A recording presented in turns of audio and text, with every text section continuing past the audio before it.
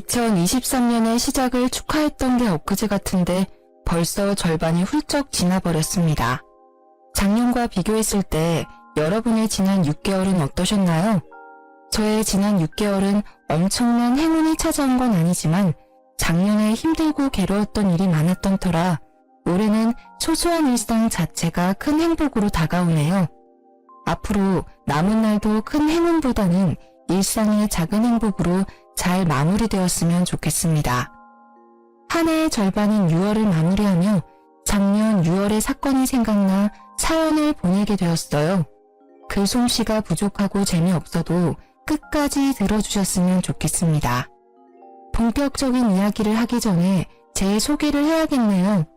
저는 지방 소도시에서 나고 자라 결혼까지 했고 지금도 지방에 사는 30대 여성입니다. 아기는 없고 20대부터 인터넷 쇼핑몰을 운영했어요. 요새는 사람들이 인터넷 쇼핑몰을 많이 해서 매출이 떨어지긴 했지만 오래전부터 꾸준히 이 일을 해와서인지 여전히 먹고 사는데 지장이 없을 정도로 넉넉한 매출이 나오고 있습니다. 제 부모님은 직접 농사지으며 백반집을 운영하고 있어요. 평생을 바쁘게만 살아오셨고 그 덕에 지금까지 노후까지 문제없을 만큼 돈을 모았답니다. 남편은 결혼 당시 중소기업에 다녔어요. 월급이 한 번도 밀린 적이 없지만 상여금이나 보너스는 전혀 없고 급여도 크지 않았습니다. 시댁은 시어머니만 계시는데 농사일하며 수확한 작물들을 팔아 생활비를 조금씩 벌고 있었어요. 이렇게 시댁 형편이 넉넉하지 않아서 신혼집을 친정에서 마련할 수밖에 없었습니다. 친구들은 결혼하며 시댁에서 집은 물론이거니와 비싼 예물을 받았다고도 하던데 저는 아무것도 받지 못했죠. 친구들이 부럽기도 했지만 시댁 형편상 어쩔 수 없다고 생각했습니다. 부모님 역시 신혼집은 형편이 되는 쪽이 마련하면 된다고 했고 돈이야 차근히 모으면 된다고 하셔서 우리의 결혼에 큰 불만은 없었어요. 무엇보다 딸인 제 선택을 적극적으로 지지했고요. 이렇게 우리는 큰 어려움 없이 결혼식을 올리고 신혼여행을 다녀와 시댁으로 향했습니다. 불편하고도 어색한 시댁에서 1박 2일을 마치고 신혼집을 가려는데 시어머니가 엉엉 울기 시작했어요. 아이고 우리 아들도 이렇게 떠나가네. 엄마, 내가 뭐 어디 멀리 가? 그냥 옆 동네로 가는 건데 왜 이렇게 자꾸 우셔? 여기랑 우리 신혼집 차 타면 30분이야. 엄마 무슨 일 있으면 바로 달려올 테니까 울지 마요. 엄마가 자꾸 우니까 마음이 너무 아프잖아. 바깥 양반 저 세상 가고 나서 너를 남편처럼 생각하고 살았는데 이렇게 가버리니까 속상해서 그러지. 이제 이 집에서 나 혼자 살 자신이 없다. 쓸쓸하고 외로워서 어떻게 살아? 너 신혼여행 가 있을 동안에도 내가 얼마나 무섭고 외로웠는지 아니? 그런데 내 속은 하나도 모르고 전화 한 통도 안 하고 엄마 서운해. 핸드폰 배터리가 다 돼서 연락 못했어요. 엄마 미안. 그래도 속으로는 매일 엄마 생각하고 있었어. 또 오느라 정신 팔린 건 아니고 아무리 신혼 재미가 좋아도 이 엄마한테 연락하는 거 잊지 마. 엄마가 널 아들 이상으로 생각하는 거 알지? 그럼 알죠. 걱정하지 마요. 결혼해도 지희랑 종종 놀러 올게. 당연히 그래야지. 이 시어미 혼자 시골에서 사는데 아들 며느리가 안 오면 쓰나? 참, 지희야 이거 받아라. 시어머니는 제게 웬 박스를 건네셨습니다. 그 안에는 반찬통도 있었고 무언가가 가득 들어있는 검정 봉지도 여러 개 있었어요. 이게 다 뭐예요? 이 검정 봉지에는 누룽지가 들어있고 이거는 젓갈, 이거는 밑반찬들이다. 우리 민석이 아침에 회사 가기 전에는 누룽지에 젓갈 먹으니까 아침마다 이 누룽지 잘게 부셔서 물 넉넉히 넣고 푹 끓여서 먹여라. 이 멸치볶음이랑 진미채는 민석이가 가장 좋아하는 반찬이니까 매 식사 때마다 꺼내주렴. 다 먹으면 내가 또 해주면 되긴 하는데 매번 내가 할 순 없으니 다음에 혼자 한번 와서 반찬하는 법 좀 배워라. 넌 어차피 집에서만 일하잖니. 그니까 밖에서 일하는 우리 아들 먹는 거 좀 잘 챙겨줘. 알겠니? 박스 안에는 남편이 좋아하는 음식들로 가득했습니다. 시어머니는 이어서 아이스박스를 또 하나 건네주셨어요. 그 안에는 투명 비닐 안에 정체불명의 음식들이 있었습니다. 이거는 시래기국 냉동시킨 거다. 민석이가 제일 좋아하는 국이니까 입맛 없다고 하면 한 번씩 데워 먹이렴. 그리고 이건 방건조 생선인데 프라이팬에 기름 자작하게 둘러서 민석이 반찬으로 주면 아주 좋아할 거다. 생선이요? 상견례 때도 말씀드렸다시피 어릴 때 생선가시가 목에 걸린 적이 있어서 그 뒤로 생선이라면 질색이에요. 그래서 한 번도 직접 생선 구운 적도 없는데. 뭐? 어떻게 그 나이 먹도록 생선 하나를 못 굽니? 그냥 기름 자작하게 둘러서 생선 넣고 구우면 돼. 어렵지 않으니까 한번 해봐. 해봐야 너도 살림이 늘 것 아니냐. 그리고 너가 생선 안 좋아한다고 해도 민석이는 생선 좋아하니까 자주 구워줘. 알겠지? 시어머니가 그저 어려운 세대이지만 이건 너무하다 싶었습니다. 아들에게 하나라도 제대로 먹이고 싶은 엄마 마음은 알겠으나 말이라도 너도 같이 먹으라는 식으로 하면 안 되는 건가요? 그리고 생선은 한 번도 구운 적이 없었을 뿐더러 어릴 때 큰 생선 가시가 목에 걸려 고생한 뒤로는 쳐다도 보지 않았습니다. 게다가 이 사실은 시어머니도 이미 알고 있었어요. 그럼에도 불구하고 남편을 위해 먹지도 못하는 생선을 구우라니 섭섭한 마음이 들었습니다. 남편이 정 원한다면 도전은 해보겠지만 사실 자신은 없네요. 생선 하나 굽는데 뭘 그리 말이 많아. 그냥 하면 되지. 그리고 민석이는 생선 좋아해. 너가 어떻게든 노력해서 네 식성을 바꿔. 앞으로 민석이랑 같이 살면서 너가 생선도 구워주고 가시도 발라줘야 하는데 싫다고 안 해버리면 어쩌니? 전 잘 굽지도 못하고 먹지도 못하니 앞으로 남편이 직접 굽고 가시 발라서 먹으면 되겠네요. 그리고 애도 아니고 어른인데 가시는 직접 발라 먹어야죠. 예, 민석이가 어떻게 생선을 굽니? 원래 민석이는 그런 일 못해. 그리고 너는 회사 일로도 바쁜 애한테 집에서 직접 생선까지 구워다 먹으라고 시키고 싶니? 게다가 만약에 민석이가 먹었다가 너처럼 목에 가시라도 걸리면 어떡해? 난 그 꼴 못 본다. 아 맞다. 그리고 잠깐 기다려봐라. 시어머니야말로 말도 안 되는 소리만 하다가 갑자기 뭐가 생각나는지 부엌으로 들어갔습니다. 잠시 후 투명 비닐에 쌓인 냉동된 무언가를 한가득 가져왔어요. 너 빵 좋아한댔지? 이거 일하면서 먹으라. 꽤 비싼 빵인데 내가 상할까봐 냉동 보관한 거야. 실온에다가 두고 먹으면 아마 처음 샀던 것처럼 먹을 수 있을 게다. 사실 생선 이야기 할 때까지만 해도 서운했는데 제가 좋아하는 빵을 따로 챙겨주니 서운한 마음이 금세 풀렸어요. 남편은 시어머니가 챙겨준 음식들을 보며 아주 행복한 표정을 지었습니다. 우와, 우리 엄마 손 큰 건 역시 알아줘야 한다니까. 이것만 있어도 한 달은 넉넉히 먹고 살겠다. 엄마 고마워요. 고맙긴. 신혼재미 좋다고 이 엄마 잊지 말고 자주 들러.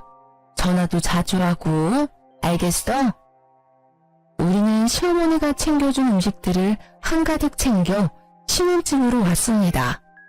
집에 와서 음식들을 하나하나 풀어보니 남편이 좋아하는 밑반찬이나 젓갈은 신선했는데 빵은 유통기한도 지났고 색도 이상했어요. 심지어 어떤 빵 표면에는 군데군데 초록색 곰팡이까지 폈더라고요. 아무래도 못 먹을 것 같아 음식물 쓰레기통에 빵을 버리려고 했어요. 여보, 이거 빵들이 조금 오래된 것 같은데 아무래도 어머니가 깜빡하셨나봐. 그냥 버려야겠다. 그치? 아깝게 그걸 왜 버려. 우리 엄마가 준 빵인데. 이 빵 다 비싼 제과점에서 산 빵이야. 그건 아는데 보니까 유통기한도 지난 것 같고 이거는 색도 이상하게 변질됐는데 이걸 어떻게 먹어. 왜 못 먹냐? 우리 엄마가 설마 너한테 상한 음식 줬겠어? 어떻게 엄마가 준 음식을 그렇게 막 버릴 생각을 해? 막 버리려는 게 아니라 딱 봐도 지금 색깔이 이상하잖아. 유통기한도 이미 지났고.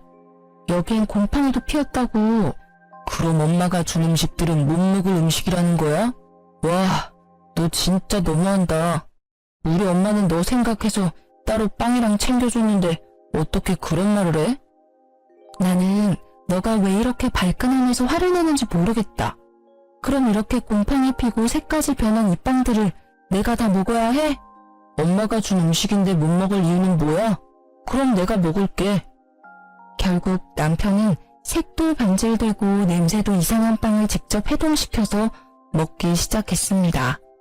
아무래도 상한 것 같으니 먹지 말라고 했지만 엄마가 준 음식이라 못 버린다며 끝까지 다 먹더라고요. 맛만 있는데 뭘 이상하다고. 아무리 며느리들이 시어머니 싫다고 하지만 우리 엄마는 안 그래. 괜히 이상한 드라마 보면서 우리 엄마 오해하지 말고 엄마 성의를 진심으로 받아들이라고. 알겠어? 사실 남편 말에 기분이 좋지 않았지만 신혼여행 다녀와 집도 엉망이고 집안일이며 쇼핑몰 일까지 할 일이 태산이라 그냥 넘어갔습니다. 사실 남편 말에 기분이 좋지 않았지만 신혼여행 다녀와 집도 엉망이고 집안일이며 쇼핑몰 일까지 할 일이 태산이라 그냥 넘어갔습니다. 다음날 남편이 출근하자마자 시어머니한테 전화가 왔어요. 민석이 출근은 잘했니? 아침에 누룽지는 끓여줬고 오늘 남편이 늦게 일어나서 못 먹고 갔어요. 그럼 아침에 아무것도 먹지 않고 빈속으로 회사에 갔단 말이야? 생각이 있는 거니 없는 거니? 너는 집에서 편하게 아무 눈치 보지 않고 일하겠지만 민석이는 밖에서 상사 눈치 보면서 일하는 애야. 그렇게 종일 힘들게 일하는데 속이라도 든든해야지. 아무리 그래도 밥 먹는다고 회사를 지각할 순 없잖아요. 그럼 너가 더 일찍 일어나서 민석이를 깨웠어야지. 내일부터는 하루도 빠짐없이 누룽지 먹이도록 해. 나랑 있을 때는 아침 걸은 적이 없는데 걱정되는구나. 참, 그건 그렇고 어제 줬던 빵은 먹어봤니? 저는 안 먹었고 남편만 먹었어요. 남편만 빵을 먹었다는 말에 시어머니는 당황했는지 말을 제대로 하지 못했습니다. 뭐라고? 그니까 우리 민석이가 그 빵을 먹었단 말이야?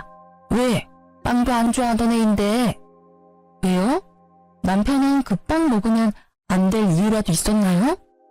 그거 유통기한 지난 건데. 설마 그 빵들 유통기한 지난 거 알고 계셨어요? 사실 어제 버리려다가 남편이 아깝다고 버리지 말라길래 유통기한도 지나고 곰팡이까지 핀 빵을 어떻게 먹냐고 했더니 다 먹을 수 있다며 남편이 기어이 먹더라고요. 그래서 민석이가 그 빵을 먹었어? 네, 끝까지 먹겠다길래 그냥 뒀죠. 근데 곰팡이 피고 유통기한 지난 걸 알고 계셨으면서 저한테 왜 주셨어요? 그 빵 냉동 보관된 거라서 먹어도 되긴 한데 민석이는 워낙 위장이 예민해서 그런 거 먹으면 탈이 나. 비싼 돈 주고 산 빵인데 버리긴 아깝고 내가 먹자니 너무 많고 해서 너한테 준 거지. 아침 너도 빵 좋아한다니까. 어머니, 솔직히 기분이 좋지는 않네요. 아무리 제가 빵을 좋아한다지만 유통기한 지나고 곰팡이 핀 빵까지 좋아하진 않아요. 이제는 그런 음식은 주시지 않았으면 좋겠어요. 어머, 내가 뭐 너한테 독약이라도 줬니? 그리고 빵은 발효식품이라 곰팡이 좀 있을 때 먹어도 괜찮아. 너나 나같이 위장 튼튼한 사람들은 아무 문제 없다고. 내가 너한테 이런 이야기 들으니까 기분이 좋지 않구나. 나 며느리한테 못 먹을 음식물 쓰레기나 주는 그런 시어머니 아니다. 날 뭘로 보고? 기분 나빠서 전화 못하겠구나. 끊는다.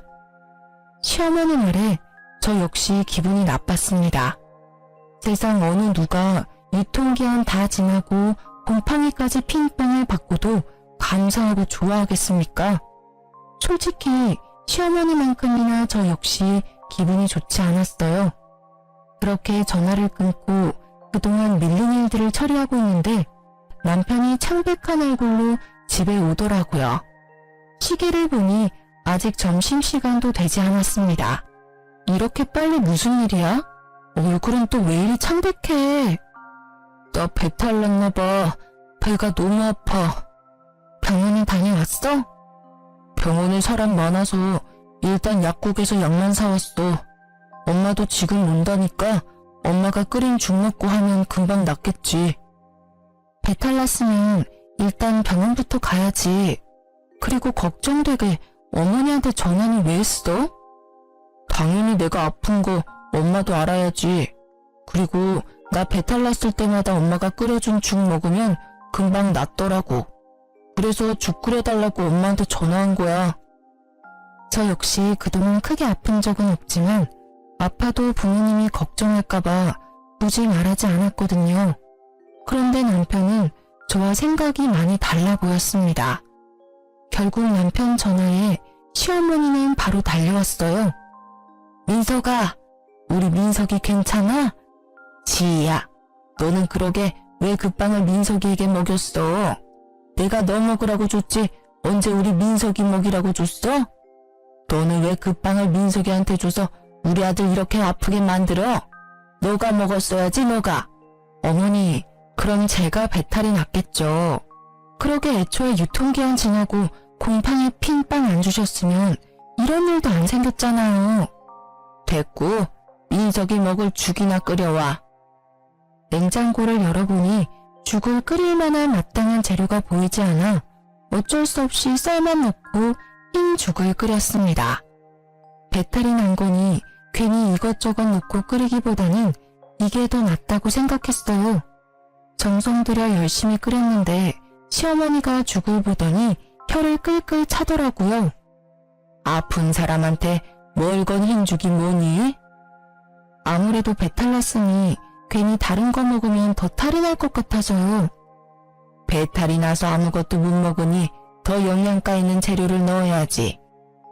시어머니는 제가 끓인 죽을 그대로 버리고는 집 앞 마트에 가서 한우 소고기를 사왔습니다. 그리고는 소고기를 잔뜩 넣고 죽을 끓여서는 호호 불어서 직접 먹이기까지 하더라고요.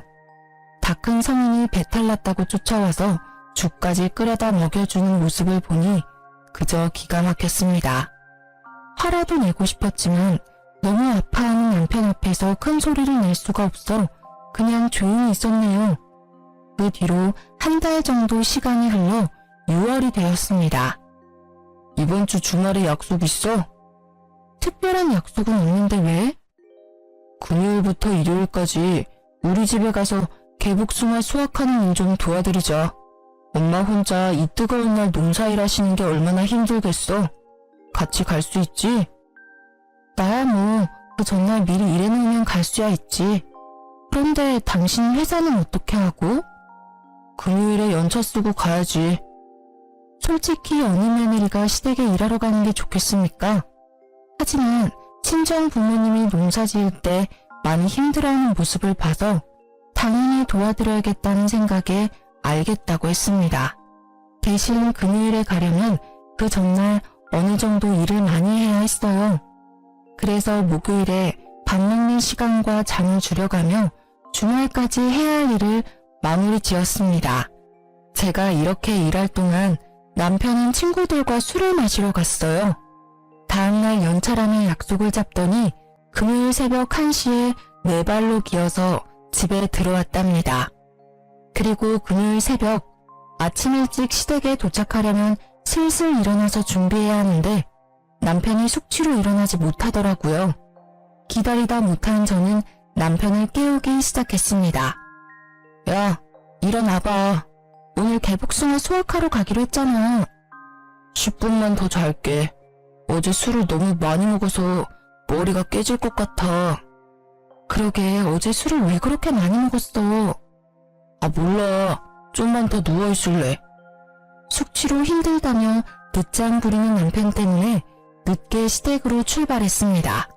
시어머니는 늦은 우리, 아니지, 제가 마음에 들지 않았는지 표정이 좋지 않았어요. 아침 일찍 온다더니 왜 이리 늦었어? 둘 다 밥은 먹었어? 남편이 늦게 일어나서 먹지 못했어요. 그럴 줄 알았다. 일하러 오는 사람들이 밥도 안 먹고 오면 어떻게 이래? 와서 일단 밥부터 먹어. 시어머니는 밥을 먹으라고 상을 차려두는데 남편에게 압력솥에 한 새 밥을 퍼주더라고요. 그러더니 제게는 남편과는 다른 잡곡밥을 주었습니다. 이거 어젯밤에 한 잡곡밥인데 민석이는 소화가 잘 안 돼서 잡곡밥을 못 먹어. 그러니까 넌 이 밥 먹어라. 흰밥보다는 잡곡밥을 더 좋아해서 즐겨 먹긴 하는데 남편에게는 갓한 밥을 주면서 제게는 밥솥에 오랫동안 방치된 잡곡밥을 건네니 뭔가 묘하게 기분이 좋지 않았습니다. 그래도 일단 밥은 먹긴 먹었어요. 밥을 다 먹고 본격적으로 일하기 위해 작업복으로 갈아입었습니다. 그런데 남편이 졸린다고 계속 하품을 하더라고요. 아, 피곤하고 온몸이 다 쑤시네. 어제 술을 너무 많이 먹었나 봐. 민석이 어제 술 먹었니? 응, 엄마. 결혼식 때 온 친구들이 갑자기 보자고 해서 어쩔 수 없이 술 좀 먹었어요. 너무 많이 마셨는지 머리도 깨질 것 같고 속도 안 좋고 너무 힘들어요. 그래? 그럼 그냥 넌 오지 말고 지희만 보내지 그랬어. 힘들게 너까지 왜 와? 평일에도 죽어라 일하는데. 안 되겠다. 민석이 너는 너무 힘드니까 쉬고 지희만 같이 일하자. 오늘은 날씨 흐리다고 했으니까 그렇게 힘들진 않을 거야. 이 말에 남편은 바로 큰 방으로 들어가 누워버렸습니다. 그런 남편이 정말 얄미웠지만 어차피 오늘은 일을 도와드리러 온 거니 마지못해 정한 개복숭아를 따러 갔어요. 개복숭아 따는 일은 역시 쉬운 일이 아니었습니다. 아침 8시부터 오후 1시까지 쉬지 않고 열심히 개복숭아를 땄어요. 팔다리는 후들거리고 온몸은 땀범벅이 배고 얼굴은 타는 것처럼 시뻘개져서 시댁에 돌아왔습니다. 남편은 제 모습을 보더니 갑자기 큰 소리로 웃기 시작했어요. 와, 이게 누구야? 웬 시골 촌년이 우리 집에 왔어. 너 이러니까 진짜 웃긴다. 일하고 왔으니까 그렇지. 지금 덥고 힘드니까 웃지 마. 남편 말에 기분이 언짢아진 저는 정색하며 말했습니다. 시어머니는 제 얼굴을 쓱 보더니 남편처럼 웃기 시작했어요. 지희야, 솔직히 민석이 말이 틀린 것도 아닌데 뭘 그리 정색을 하니? 지금 네 꼴 보니까 그야말로 시골에서만 먹고 자란 촌년 같다. 열심히 일하고 온 사람에게 수고했다는 말은 못할 망정 얼굴 빨개졌다고 놀려대는데 이 사람들이 지금 제정신인가 하는 생각이 들었습니다. 그러나 개복숭아 따느라 너무 지쳐서 화를 내고 따질 기력조차 남아있지 않았어요. 그래도 촌스러운 며느리 때문에 내가 웃기도 하네. 요새 웃을 일도 없었는데. 아유, 날씨가 덥긴 하다. 지희야, 나 먼저 씻을 테니까 너는 밥 좀 새로 안 치고 국 좀 끓여라. 너는 국 다 끓이고 씻어. 화장실은 한 개뿐이고 시어머니와 같이 씻을 수는 없으니 마지못해 알겠다고 했습니다. 남편은 다시 큰 방으로 들어가고 저는 밥을 하고 국을 끓였어요. 상을 다 차리니 시어머니가 씻고 나왔고 저도 이어서 씻으러 들어갔습니다. 그런데 씻고 나오니 시어머니와 남편이 이미 밥을 다 먹고 국도 하나도 없더라고요. 분명히 넉넉히 했는데도 말입니다. 이 상황도 어이없는데 더 어이없는 건 지금부터였어요. 밥을 다 먹고 이를 쑤시던 남편이 제게 이러더라고요. 다 씻었어. 근데 된장국이 너무 짜더라. 된장을 통째로 둘이 부었나 봐. 일도 전혀 하지 않는 남편님이 이렇게 이야기하는데 슬슬 화가 나기 시작했습니다. 이렇게 눈치 없고 지 생각만 할 줄 아는 남편님을 낳은 시어머니 역시 마찬가지였어요. 그래, 지희야. 음식을 짜게 먹으면 건강에 안 좋아. 우리 민석이 안 그래도 위장이 약해서 소화 잘 못 시키는데 짠 거 많이 먹으면 안 되니까 앞으로 주의해서 음식해. 그나저나 국이 다 떨어져서 이를 어쩐담? 그냥 남아있는 밑반찬으로 먹어라. 아침부터 땀 뻘뻘 흘리며 일한 저한테 밥 차리라고 해놓고 자기들끼리 다 먹은 것도 분한데 평가질까지 당하고 있으려니 참을 수 없을 정도로 화가 났습니다. 야, 김민석, 너는 아침부터 잠만 찾아놓고 한 게 뭐가 있다고 밥 먹어? 박지희, 어디서 시어머니 앞에서 남편에게 큰 소리야? 너 미쳤어? 어머니야말로 너무하세요. 아들 입만 입이고 저는 주둥이에요. 이렇게 먹다만 음식이나 먹어야겠느냐고요. 그리고 국이 그렇게 간이 안 맞으면 그냥 안 먹으면 되잖아요. 국물 하나 남김없이 다 먹어놓고 맛이 없다고 하세요. 기껏 끓인 사람 기분 나쁘게. 너 그거 일하고 더 먹었니? 정신 놓았어? 아니요. 저 정신 완전 멀쩡해요. 저는 이런 푸대접 받으며 여기에 도무지 못 있겠네요. 저는 집에 갈 테니 나머지는 모자끼리 알아서 하세요. 너 없이 어떻게 일하니? 아직 따야 할 개복숭아가 얼마나 많은데. 결혼하기 전에는 저 없이 어떻게 하셨는데요? 그리고 이렇게 사람 취급도 안 하면서 일은 부려먹고 싶으세요? 저는 이렇게는 일 못해요. 아시겠어요? 옆에서 아무 말도 못하는 남편 얼굴에 흙이 잔뜩 묻은 작업복을 던져버리고 시댁에서 나왔습니다. 야, 이대로 가버리면 어떡해. 우리 엄마 혼자 어떻게 일하라고. 왜 혼자 일해? 아들이 너가 직접 도와야지. 난 갈 테니까 모자끼리 오붓한 시간 보내. 그 뒤로도 시어머니는 농사일하러 오라고 했고 남편이 같이 가자고 했지만 절대 가지 않았습니다. 그렇게 개무시를 당하고 나니 2번 다시는 가기 싫더라고요. 제가 끝까지 가지 않으니 남편은 혼자 일하는 시어머니가 안쓰럽다며 농사일을 돕기 위해 회사에 연차나 반차 쓰는 일이 많았습니다. 그리고 농사일하고 오면 힘들다며 다음날 지각이나 무단 결근을 했어요. 솔직히 회사에서 봐주는 것도 한두 번이지. 매일 업무에 소홀히 하는 직원을 가만히 둘 리가 없지 않겠습니까? 결국 시어머니 농사일 때문에 근태가 엉망인 남편은 1년 만에 권고사직을 당하고 백수가 되어버렸습니다. 그 뒤로 남편은 게임에만 미쳐서 살았어요. 새벽엔 혼자 배달음식 시키고 놀고 술 마시고 잠만 잤습니다. 게다가 부부 공동 생활비로 성능 좋은 컴퓨터까지 샀어요. 말로는 회사 구한다고 했지만 제가 볼 때는 이력서 작성조차 하지 않았습니다. 이러한 남편의 생활이 한심스러워서 대화도 시도하고 싸워보기도 했지만 말이 도통 통하지 않더라고요. 그래서 우리는 기본적인 대화조차 하지 않고 그저 집만 공유하며 살았습니다. 같이 밥도 먹지 않았고 집에 들어오지 않아도 신경 쓰이지 않았어요. 엄밀히 말하면 제 일을 하느라 바빠서 남편이 밥을 굶든 말든 신경 쓸 시간조차 없었습니다. 남편이 애는 아니니까 배고프면 알아서 차려 먹겠거니 하고 말았답니다. 그러던 어느 날 집에서 일하는데 시어머니가 한가득 장을 봐서 오셨어요.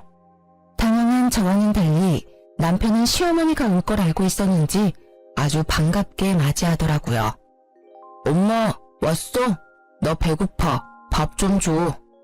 그래, 우리 아들. 엄마가 이것저것 사왔다. 얼른 밥 차려줄게. 너는 집에 있으면서 얼마나 우리 민석이 밥을 챙겨주지 않았으면 애가 나한테 밥을 다 해달라고 하니? 오셨어요. 그동안 저도 일이 너무 바빠서 잘 못 챙겼네요. 거기 멀뚱히 서 있지 말고 얼른 와서 나 좀 도와라. 죄송한데 지금 당장 급히 처리해야 할 일들이 있어서요. 일단 하던 일 먼저 마무리하고 나올게요. 남편도 일 안 하고 있는데 저라도 일을 해야지 이 집이 돌아가지 않겠어요? 시어머니는 기가 찬다는 표정을 지었습니다. 그래도 어쩌겠어요. 이 집에서 돈 버는 사람은 저밖에 없는데 저라도 열심히 일해야죠. 그렇게 저는 방으로 들어가고 시어머니는 요리를 시작했는데 부엌에서 냉장고 상태가 어쩌느니 청소가 엉망이라느니 하면서 뭐라고 하더라고요. 그러나 일하느라 바빠 시어머니의 시시콜콜한 말들에 신경 쓸 겨를이 없었습니다. 잠시 후 시어머니가 나가서 불러보니 임금님 수라상 같은 밥상이 차려져 있었어요. 시어머니는 저를 보더니 아주 못마땅한 표정으로 앉으라고 했습니다. 그동안 맨날 배달 음식만 먹으니까 질렸는데 너무 좋다. 그래, 우리 아들 많이 먹어라. 그동안 얼마나 고생했는지 살이 다 빠졌네. 그리고 지희 넌 그깟 푼돈 버는 쇼핑몰 운영한다고 우리 아들 밥도 안 차려주니? 너 내가 경고하는데 돈 번다고 민석이 기죽이지 마라. 지금은 놀지만 앞으로 크게 될 사람이야. 네가 쇼핑몰로 돈을 얼마나 많이 버는 줄은 모르겠지만 앞으로 너보다 돈 많이 벌 사람이라고. 지금 저보다 돈 더 많이 벌려면 대기업에는 가야 할 텐데요. 나이는 많고 그렇다 할 경력도 없고 회사에서 잘리기까지 한 남편을 받아줄 대기업이 어디 있을런지 모르겠네요. 네가 뭐 얼마나 번다고 그래? 너 통장 가져와봐. 시어머니 말에 당당히 폰뱅킹 어플을 열어 통장 잔고를 보여주었습니다. 예상보다 많은 금액에 시어머니와 남편이 깜짝 놀랐어요. 뭐 그래도 그동안 열심히 살았나 보네. 그래도 쇼핑몰은 언제 망할지도 모르잖아. 너무 불확실해. 그러니까 그깟 쇼핑몰 한다고 유세 떨지 말고 우리 아들 잘 내조해. 참, 그리고 다음 주에 고구마 캘 거다. 그날은 핑계대지 말고 꼭 와라. 어머니 아들 지금 백수잖아요. 종일 게임만 하고 먹고 자고 놀기만 하는데 어머니 아들만 가면 되지 일하는 저까지 꼭 가야 해요? 게다가 남편은 지금껏 우리 집 농사일 때 한 번도 안 했는데요? 이 말이 마치자마자 시어머니는 제게 숟가락을 던졌습니다. 시어머니가 오라면 그냥 네 하고 오면 되지 어디서 말대꾸야? 사위는 백년 손님이고 며느리는 종신 식구라는 말도 몰라? 사위는 손님이니 처가에서 일하면 안 되고 며느리는 식구니까 시댁에서 같이 일해야지. 그리고 보기에도 귀한 아들을 너한테 준 것도 아까운데 너네 집에서 어떻게 일하는 꼴을 봐? 살다 먹던 숟가락으로 맞아본 적은 없는지라 너무 당황스러워 말도 못하고 멍한 표정으로 있었습니다. 그 표정을 보더니 남편이 비웃더라고요. 내가 너 혼날 줄 알았다. 아까부터 엄마가 도와달라고 했는데 나와보지도 않더니 꼴 좋다. 순간 부모님이 마련해준 이 집에서 왜 이런 푸대접을 받아야 하는지 분노가 치밀어 올랐습니다. 도무지 참을 수가 없던 저는 자리에서 일어나 밥상에 있던 음식들을 다 음식물 쓰레기통에 넣어버렸어요. 남편은 놀라서 아무 말도 못하고 시어머니는 제게 소리를 지르기 시작했습니다. 야, 너 미쳤어? 왜 아까운 음식들을 다 버리고 난리야? 네, 저 미쳤어요. 지금 둘이서 편 먹고 이렇게 괴롭히는데 제정신으로 살 수 있겠어요? 그리고 어머니는 그렇게 아들이 좋으면 평생 끼고 살지 결혼은 왜 시키셨어요? 박주희, 뭘 잘했다고 우리 엄마한테 큰 소리야. 제정신이야? 남편은 자리에서 일어나 제 머리채를 잡았습니다. 시어머니는 그런 남편을 말리기는커녕 옆에서 잘한다고 손뼉치고 앉아있더라고요. 우리 아들 잘한다. 저런 년은 그냥 혼쭐이 나야 정신을 차리지. 시어머니 말에 남편이 더 세게 잡길래 남편을 있는 힘껏 밀어버렸습니다. 그러자 남편은 순식간에 중심을 잃고 시어머니 앞으로 넘어지며 시어머니와 머리를 세게 박았어요. 둘이 박치기를 하고 아파하는 모습을 보니 너무 웃겼던 저는 배꼽을 잡고 깔깔대며 웃었습니다. 야, 웃기냐? 나랑 엄마는 아파 죽겠는데 이게 웃겨? 그럼 안 웃기니? 그러게 내 머리채는 왜 잡고 난리야? 됐고 이제 나 너랑 못 살겠다. 이혼해. 김민석, 이 집이 우리 부모님이 사준 집인 거 알지? 당장 나가. 당장. 이혼? 어디 이혼이 뭐 쉬울 것 같아? 난 너랑 이혼 안 해. 이 집에서 절대 안 나갈 거야. 그래, 우리 아들 호적 더러워지게 이혼은 무슨 이혼이니? 한번 결혼했으면 계속 같이 살 생각을 해야지. 하여튼 요새 젊은 것들은 조금만 수틀리면 다들 이혼 얘기 꺼내지. 상황 파악 못하고 계속 헛소리를 짓거리길래 가만두면 안 되겠다는 생각이 들었습니다. 그래서 남편 방으로 가서 남편이 애지중지 아끼는 모니터를 바닥에 던져버렸어요. 야, 그게 얼마짜린데 그걸 박살내. 너 정말 제정신 아니구나. 내가 지금부터 셋 셀 거야. 그동안 네 엄마 데리고 안 꺼지면 이 컴퓨터 본체도 박살내버린다. 하나, 둘. 잠깐, 망치가 어딨더라? 알았어. 진정해. 일단 나갈게. 나중에 너 좀 진정되면 그때 다시 얘기해. 남편은 시어머니를 데리고 나갔고 저는 바로 이혼 서류를 작성해서 남편 짐과 함께 시댁으로 보냈습니다. 잠시 후 남편에게 전화가 왔어요. 이게 다 뭐야? 왜 내 짐을 다 보냈어? 못 들었니? 우리 이혼한다고. 이혼하는데 이 집에 네 짐 따위는 필요 없잖아. 다 내다 버리려다가 그래도 그건 아닌 것 같아서 니네 집으로 보낸 거니까 감사하게 생각해. 무슨 이혼이야? 이혼 못해. 너 진짜 왜 그래? 몰라서 물어? 너랑 니네 엄마가 했던 행동들을 생각해봐. 내가 이혼 안 하게 생겼나? 아무튼 이혼 안 해주면 난 소송할 테니까 그런 줄 알아. 내가 뭐 불륜을 저지른 것도 아닌데 어떻게 소송을 해? 이혼 소송하는데 돈이랑 시간이 얼마나 많이 드는데. 1년, 2년, 아니 10년이 걸려도 난 너랑 이혼 소송할 거야. 내 전 재산을 다 털어서라도 반드시 갈라설 거라고. 근데 어쩌냐? 나는 돈이 좀 있는데 넌 돈도 없잖아. 소송까지 가면 너는 보나마나 거지꼴 될 텐데 괜찮겠어? 남편은 제 말에 한참을 씩씩대더니 이혼은 절대 못한다며 전화를 끊었습니다.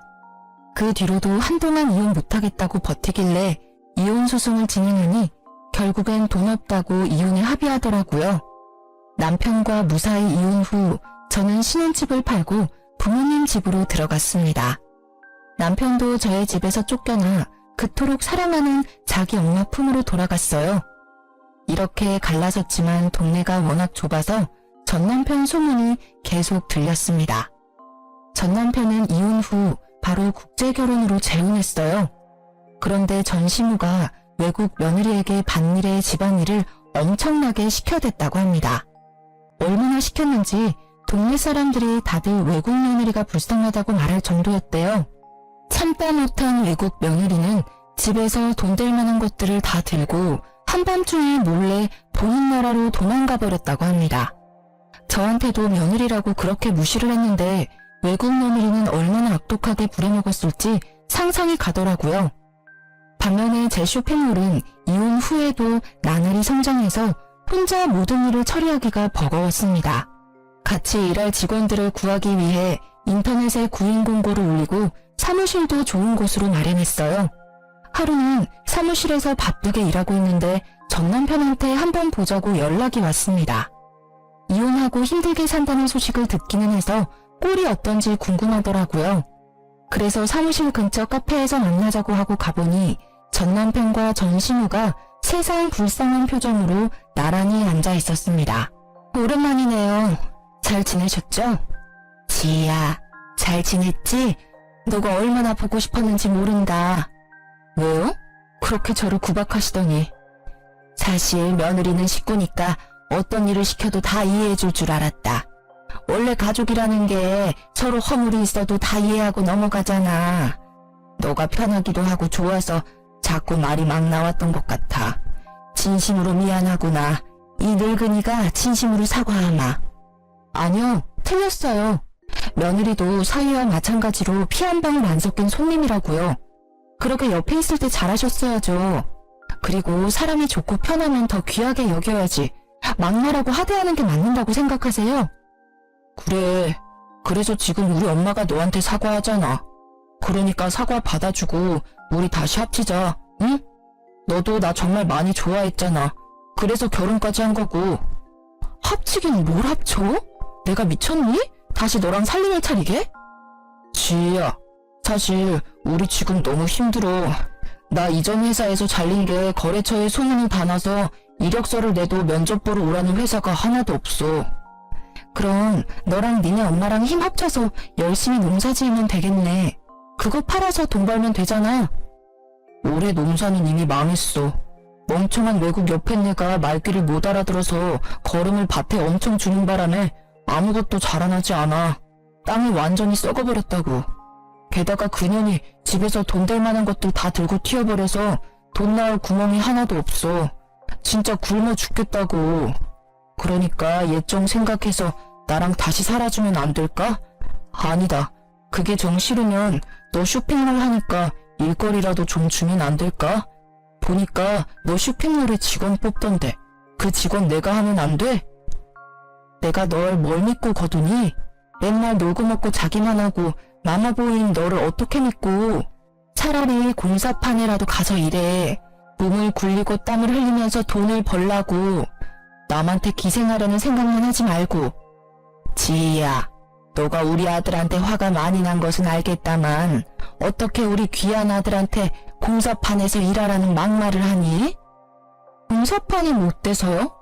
아줌마 아들처럼 사지 멀쩡한데 백수로 지내는 것보다 공사판에서 땀 흘리며 돈 버는 게 훨씬 더 나아요. 아니면 그냥 이렇게 살다가 둘 다 거지 돼서 밖에서 빌고 살든가요. 뭐? 시어머니한테 아줌마? 네, 아줌마. 이 인간이랑 나랑 끝난 사이인데 당신이 왜 내 시어머니야? 지금 내가 보기엔 그냥 아들만 바라보는 생각 없는 아줌마야. 아줌마, 정신 차려요. 그렇게 아들 싸고 돌다간 당신 아들 아무것도 못하는 멍청이 돼. 내가 애를 낳아보지는 않았지만 당신처럼 키우는 건 아니라고. 세상에 매운맛도 보여주고 해야지. 아무튼 난 이제 바빠서 들어가요. 내 충고 명심하고. 이 일이 있었던 후로 2달 정도가 지났을까요? 신축 아파트 공사단지를 지나가다가 우연히 전 남편이 일하고 있는 모습을 보았습니다. 전 남편은 저를 발견하고 도망갔지만 일부러 쫓아갔어요. 아들 사랑 지극한 너네 엄마 애타서 어쩐다니? 내가 공사장이라도 가라고 할 때는 공사판에서 어떻게 일하냐고 하더니 결국엔 내 말대로 돼버렸네? 이거라도 해야지. 일자리도 못 구하고 엄마랑 나랑 굶어 죽을 판인데 손가락만 빨면 살 수는 없잖아. 그래, 지금이라도 정신 차렸다니 다행이다. 한 번뿐인 인생인데 이것저것 하면서 열심히 좀 살아. 그렇게 살다 보면 언젠간 쥐구멍에도 볕들 날이 오지 않겠니? 내가 차마 너한테 잘 되라는 좋은 말은 못하겠다. 안녕. 전 남편은 제 말에 기분이 상했는지 표정이 일그러졌지만 뭐라고 딱히 말을 하지는 않더라고요. 그 뒤로는 전 남편을 보지 못했습니다. 가끔 소문으로는 집을 팔고 다른 지역으로 떠났다고는 하더라고요. 이렇게 완전히 전 시댁과 연이 끊긴 지 벌써 1년이라는 시간이 흘렀습니다. 제 성격이 무던하고 털털하기는 하지만 그래도 이혼이 큰 충격이고 상처였는지 한동안은 몸이 매우 아팠어요. 그래도 지금은 다 극복하고 건강해졌습니다. 다만 결혼 전에도 여름에 복숭아청을 탄산수에 타서 종종 먹었는데 이제는 복숭아만 보면 괜히 화가 나서 나무도 쳐다보지 않는답니다. 보기만 해도 화병이 난 것처럼 머리가 지끈지끈 아프고 심장이 터질 것만 같더라고요. 그리고 지난주 그동안 차곡차곡 모아둔 돈으로 큰 집으로 이사를 했어요. 물론 부모님과 함께요. 아직 집 정리가 안 돼서 엉망이지만 부모님께 큰 효도한 것 같아 너무 뿌듯했습니다. 어제는 가족끼리 외식을 하고 부모님과 노래방에 갔는데 아빠가 있을 때 잘해라는 노래를 무성지게 부르시더라고요. 그 노래를 듣고 있자니 전 신화 전 남편 놈이 생각이 났습니다. 옆에 있는 사람에게 잘했으면 이혼당하지는 않았을 텐데 귀한 줄 모르다가 결국 거지꼴이 되었잖아요. 저는 절대 그렇게 살지 말고 제 옆에 있는 가족들, 든든한 직원들 하나하나를 다 귀히 여겨야겠다고 다짐하고 또 다짐했습니다. 저의 이야기는 여기까지입니다. 부족한 글솜씨인데도 끝까지 들어주셔서 감사합니다. 모두 행복하세요.